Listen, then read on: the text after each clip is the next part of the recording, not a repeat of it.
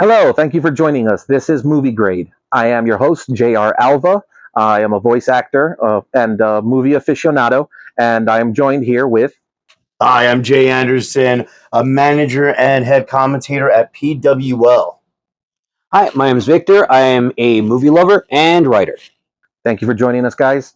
I know we're in for a good show, and let's go ahead and get through with these questions. All right, guys, so we got lucky and not so lucky because we had to watch Mad Max Furiosa, um, prequel to Fury Road. If you haven't seen it, it's something I think we should watch, and that goes to ask you guys the question: should we watch this? Um, it depends. Are you a Mad Max fan? Are you not a Mad Max fan? This is one of those movies where I feel like you could take it or leave it, honestly.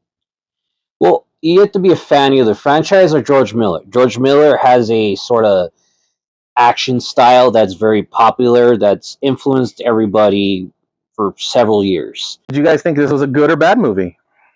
I don't know if it was a bad movie. I know it was there was parts of that movie I enjoyed, and overall, I could say, it was a decent movie. But I don't see myself watching it again. I don't know if that qualifies it as a good or a bad movie.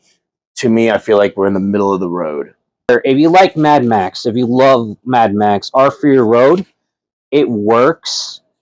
Have to have the desire for knowing more about these characters, because if you're a spin-off from somewhere, it has to have a good reason to give these other characters a spotlight. Do you guys think there was even a saving grace in the movie? I mean, yeah, I think there was a huge saving grace. Now, I'm going to get this out of the way real quick. I mean, poor Anna Taylor-Joy. I mean, she's got top billing. She was like lead star of the movie, right? And the trailers basically show that, right? But at the same time, the trailers also showed the majority of her lines. The woman didn't show up in the movie until like an hour and 45 minutes into it, and she only had half the movie. And the thing is divided into 6 chapters, so she didn't show up until chapter 4. I mean, that should tell you something.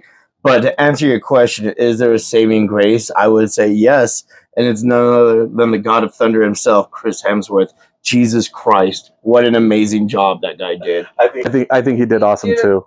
Did a good job. I just think this is the one time he should do the hamming up where he's a little bit over the top more so than his other film work. Though not all his film work is the same, where he's done action movies for Netflix where he's sort of more of a stoic kind of character. I feel like Chris Hemsworth has kind of saved the movie a lot. Also, I mean, he was funny. He did. I honestly think he did more than just funny, though. I think he came off pretty like his name, Dementis. Yeah, I mean, yeah, it was more than funny, and I have to agree with that. I mean, I personally don't have the luxury Vic does here. He's been able to see Chris Hemsworth in a more serious role. The only time I saw him in a serious role was his first 2 roles in like Cabin in the Woods and Captain Kirk's father. So after that, we got exposed to silly Chris Hemsworth, Ghostbusters Chris Hemsworth, MIB, the last terrible Thor movie, But now we got this guy who brings that hammy comedic sense and plays his namesake. I felt he was more demented than kooky, more demented than cartoony. He's very much a welcome character to the Mad Max lore, because it is a strange world, and after a while, the more deep you go into it, there were the outskirts of civilization, and there's the beyond that. So you'll go from Mad Max 1, you'll see civilization, and then you start going into further and further from Road Warrior, you see strange characters. So once you get to Fury Road, you're just seeing a complete opening where it's oh, there's these crazy people who live out here, and the only way to survive is to be crazy. Do you guys think this movie is if something with this scenario, this Mad Max scenario, be actually something possible that could happen?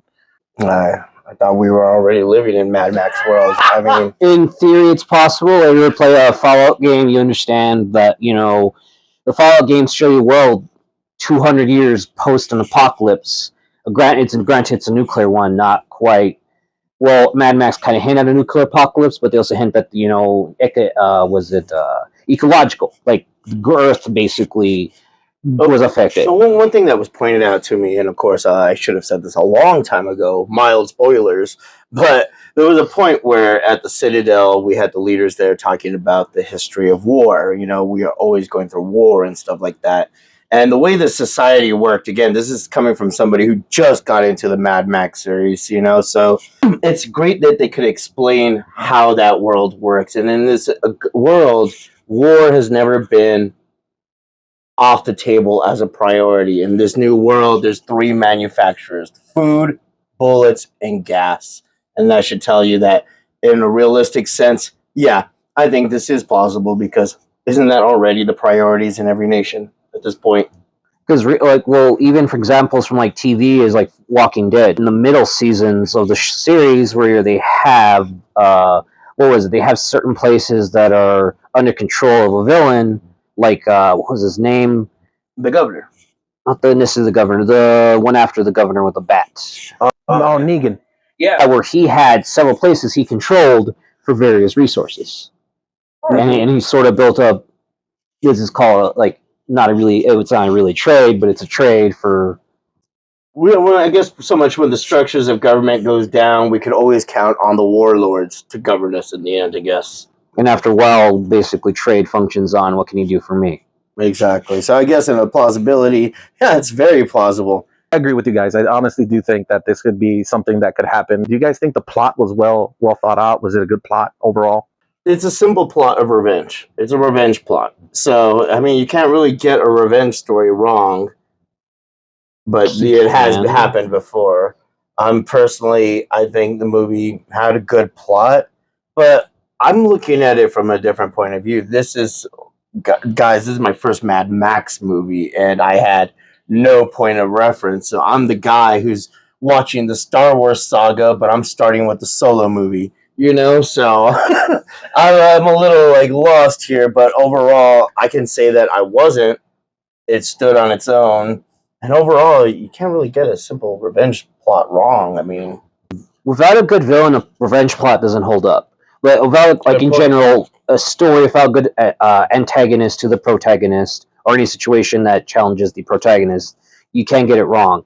To a certain extent, Mad Max Fury Road, a Mad Max Saga, it's good, but like I said, it could be capable of being better, because the runtime of the story does hinder it a bit, where you could move it along faster.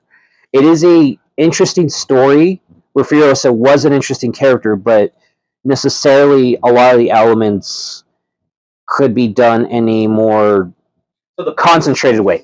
Since we're watching a movie about cars and everything, and I personally am an action aficionado, so action-wise, I thought it was stupendous. What did you guys feel about the action itself? I don't know shit about cars. I know they have 4 wheels and that they could eat twice their weight on a daily basis. I might be wrong on this. I could be thinking about lions. But I think that's how the cars in Mad Max function. Yeah, they eat other things, and they. I could tell you this much, the action is what kept me on the seat. If the action wasn't there, I probably would have walked out. That's not true. I had to watch this movie. But the action was amazing, and I don't think, from what I'm gathering, is that's something that's never been in short supply when it comes to Mad Max. So I love the action. I love the concept of a road war. That's a interesting term I never thought I'd hear, and it's a very, very good. I kind of like dug the action, dug the machinery. It was really appealing to me. Again, I don't know what half of these machines do or what they're called, so I'm not going to be the guy going, "Oh, that's a whatever brand from this." I don't care, guys. Well, so even if you're not an aficionado or I like action like I do, like I would love. The action scenes are great. They hold on their own. So even if you don't like action, guys, pay attention. You will like it. George Miller's main thing that really is, he's like, his staple is action. He's inspired by like old, like silent films. Like he's inspired by like how the camera moves with action. So that's where it kind of speaks to. That's why I like how sometimes he limits dialogue, because so through action everything's shown. You see the story through action, and he's kind of has a way to like innovate action. Like Fury Road was an innovation where I suppose he was waiting like 30 years to get Fury Road made. so he could get the right technology and all these other things so he can make his crazy vision. Right. And that's where Furiosa takes. It's a bit of a. It's not as, I would say, the action's not as same as Fury Road. But it was there as a good element, the way they did it. It's a strong element. It's a strong suit. Like you said, it's a good revenge story done right. You know, it was actually done like fulfilled. So with that said, looking at the characters and the way that they act and everything like that, and the drama of it all, the dramatization. Did you connect with any of the characters? Did you actually feel something for any of them? I mean, I felt for Chris Hemsworth's character. I mean, the guy stole the scene, you know? And I don't know, I think it was Immortus. Immortus was... Oh, Immortan. Yeah, Immortan was so interesting to look at. But believe it or not, I couldn't believe that, they gave so much characterization to Scrotus and Rectus. That's just great. That's just fantastic. Characters were there.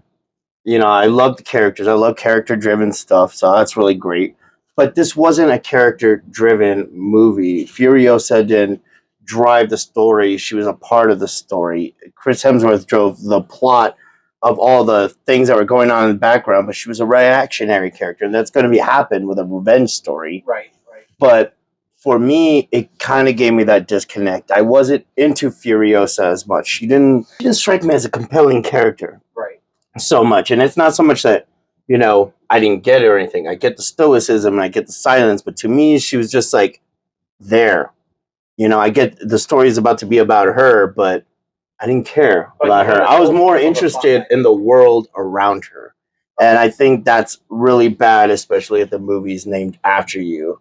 So I can't give the plot 100%. I can't give like the story 100% or anything just because of that plot right there. Chris Hemsworth and all the background stuff was kind of more interesting than the Furiosa plot, and that's just my opinion. And that's a lot how the Mad Max films function, where Mad Max, really, yeah, like going from the first one to this one, they will function a lot that way, where the main characters kind of just being affected by everything around them, and that's where, like, even Fury Road kind of had that, where you could feel like, is Max even there sometimes?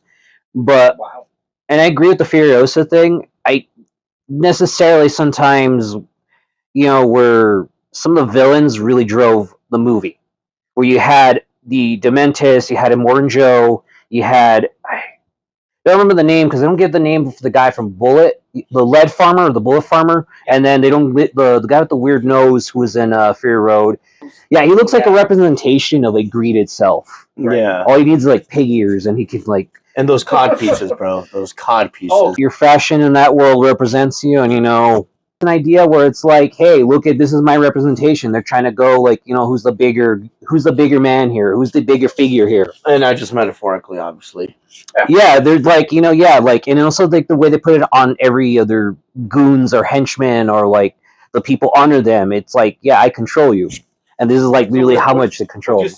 All right. So my final question is, I mean, for me personally, I think the biggest memorable moment of it all is just her, losing that arm. To me, that was a big thing. Oh man, that what happened to that arm was not something, I was expecting personally. I was expecting something different. But for you guys, what was the memorable moment for you guys? I was once told a long time ago, a movie is only as good as the memorable scenes, and a good movie will have at least 3 memorable scenes that you can recall perfectly. And I can honestly say that I don't think I have a memorable scene in that movie. It all just kind of blends together. If I do remember anything, it's probably the scene where, Dementis arrives at the Citadel and he's talking, and they had the most badass moment everywhere. They ask the crew members, choose a warrior. They go out, they choose some random guy in the bleachers. Homeboy grabs 2 bombs and throws himself off a cliff and dies. And all of them say, all of our warriors would have done the same. Do you want to fight us? Gotta admit, that was pretty badass. That moment stuck to me. But I think what you said, a lot of the George Miller stuff, you watch some of the other, a lot of action movies have that, where a lot of the action blends together.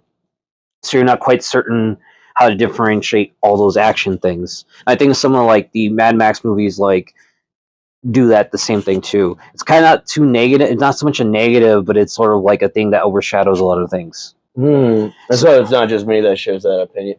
Well, with that I can see that, not like, because after a while his action tends to blend together. Because if you watch Fury Road or like Road Warrior, which sort of like were almost two of the same kind of same ideas for story, but not quite the same execution, and the purpose was different in those stories. So does it have the same effect on you? Do you have a memorable moment for this film? I would say the War Rig fight with the sort of Mad Max proxy. Oh yeah. With him, because he was my favorite character, and seeing him work with her as they're trying to fight off these guys who are like going in the air with like these weird fan things, and it's just like, wow, these people get really innovative with their like, oh yeah, with their technology, because they're like, I'm surprised like there's no real technology anymore, but these guys are still like, you know what? How can we attack people? We're gonna fly like birds. One of the things that we talked about was that immediately after the film, what we looked at was, man, humans have such innovations for just trying to kill each other, and this one did not shy away from that at all. You know, we're gonna bomb them from the air. How are we gonna bomb them? Well, parachutes and fans, and it feels like no matter who survives, like in that world, you're just forced to take. Okay, I have a spork, and I have, you know, how can I make this spork into a spear? Oh, absolutely. I can understand that coming from the wrestling business itself right now. I think it's fucked up my brain because now I'll walk by and I'll see something and I'll be like, hey, you could hit somebody with that. That would be perfect for a match. So I get that. The innovation to hurt each other is embedded in us now at this point. All right, guys. Well, I think it's about time we wrap this up. Overall, this is called movie grades. So unlike other movies, instead of going from a scale of 1 to 10, or 10 stars, on a grade scale, if this was something that you were going to grade from F to A or A to F, what do you guys give it more or less? I'm gonna give it a C. The bones are there, but we need a little bit more work, Timmy. That's it. So I'm gonna give it a C. Maybe some more detail, memorable points we could have pushed it up, but I'll give it a C. Not failing, but passing. I give it like a C plus because I'm a fan of the Mad Max series, and I do like action movies as well. And like when they try to innovate and do change, but let's just say it's capable entertainment, but it's also capable of more. I'm gonna have to give it a C plus as well. Just because I'm an action movie aficionado, and honestly, this thing did, it pushed itself pretty hard, I think, and there were memorable moments, and like you guys, it took a little bit of digging for you guys to get them, but there was, I honestly think, and the plus I would definitely say also would be, I have to agree with Jay on this one. It's definitely going to be Chris Hemsworth. He kind of stole it a little bit, but I think it was well worth the watch, I think. So, all right, guys. Well, thank you guys for your grades. I think overall, I guess it averages out to basically about a C plus, more or less. C plus, C plus has got at least more or less a C plus, guys. So I think this was a really good trial, and this is the first episode, guys. So also, please, in the comments, let us know if there's any movie that you want us to watch and give it a grade. We try to bring in our own unique spin on the way we look at movies and grade them. We're guys that actually like watching movies. All right. So it's not just about, reviewing the movie harshly or something. We love movies, and we want you guys to know whether or not, how you would feel if you were the type of person. I myself am action aficionado. I probably point over here to Victor. Victor is definitely a classic guy. He's really good on his classic movies and everything. And Jay, he's in the entertainment business himself. It's all about characters for me. So that's what I'm focused on the most. Well, thank you guys for joining us. I am J.R. Alva. I am a voice actor. I have an audio book. I will put it in the description on the bottom. And please hit that like and subscribe button. We will have more episodes in the future. And I was joined here by... Of course, I'm Jay Anderson, a manager, head commentator at PWL. You can find me at Pro Wrestling Legacy /Texas on YouTube and all social media. And I'm Victor. I'm a writer for Modern Myth. We're just starting out, but we got plenty of things to offer to all comic books novices and our hardcore fans. Awesome. Thank you again for joining us.